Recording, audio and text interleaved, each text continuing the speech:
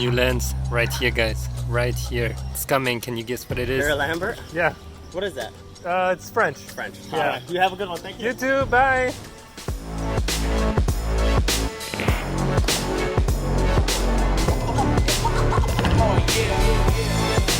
Good morning, everyone. Hope you're having an amazing day. Welcome to Mexico. We are around Tulum, and as you guys might know, for a very long time, I've been talking about letting go my 70-200.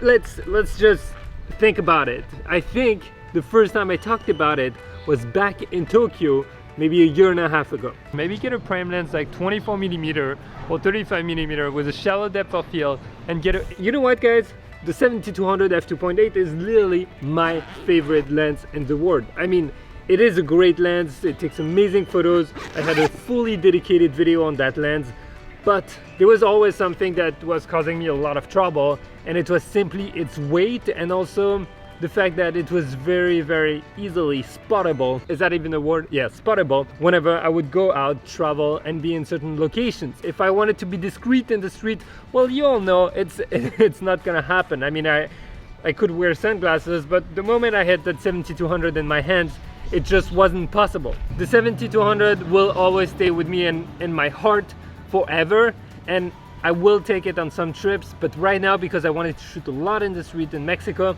I thought I won't feel super safe carrying that big lens around me, and also it's a little bit intimidating for people. So for street photography and for other purpose, for not breaking my back, and also for being able to shoot at a smaller f-stop, well, for this trip to Mexico, I decided I'm gonna say goodbye to my 70-200. I'm not gonna take it, but instead I'm gonna get a lens that I've been wanting for years and years, and I finally made a jump. I finally got it. We are talking about the beautiful 85mm f1.8 from Sony. A prime lens, small, mighty, beautiful, and I just can't believe the size actually. The size is tiny. That is 85mm.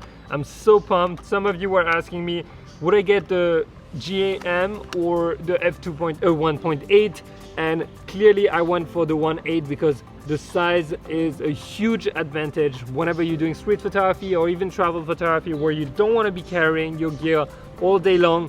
That's gonna be awesome. I think I can almost put it, look at that, it fits in my pocket. I can put the lens in my, did you see that face? So that's it, I jumped boat, I got that 85mm, and look at that beautiful glass. Seriously, I just love it. I just love already the form factor. Guys, so today I'm gonna take you on a little adventure. We're gonna go shoot in the streets around here, around Tulum, and just see how it feels. And I'm gonna give you in a different video a full review on that lens, because I wanna give you all the details, how I feel about it, because some of you might actually be wondering, should you get a 70-200 or 85 or even 105? Well, remember, I'm shooting on the Sony a7R III, which means I can also turn on the APS-C mode, which will turn that 85mm into a, if I'm correct, 116mm lens. And I think that's great because with one lens, you can actually have two, and that's something I've shared with you a lot in the past. It's something I do a lot. You do lose in quality, but for my usage, most of the time, it's gonna be good enough. So now if you're part of that 85mm club, let me know in the comments, and let's get started. Let's go shoot.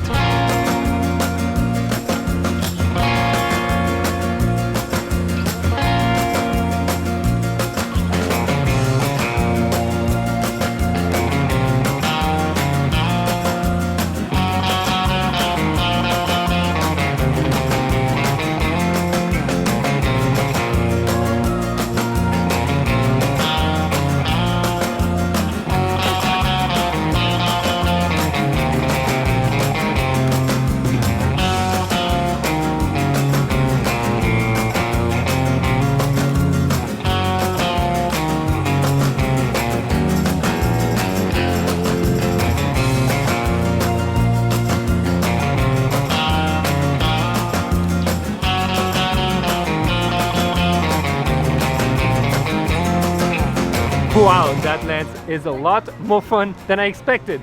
Guys, I want to give you a little bit of insight into how I'm breaking into that lens right now, what I was shooting and my favorite shot. But before that, heads up, next video is going to be about 10-minute challenge between me and my wife. Oh yeah, you guys love those 10-minute challenges, so make sure you keep an eye peeled for that one. And the other one is gonna be like 5 tips to shoot with telephoto lenses, because it's completely different than shooting at 35 or 24mm, and I want to share that with you. So if you're not subscribed, obviously subscribe now and hit that notification bell. That way you will get notified, because those videos are gonna be awesome. You don't wanna miss those, and YouTube is not gonna let you know if you don't hit it. So please do that now. Now I wanna show you something over here, because there's a public market right behind me.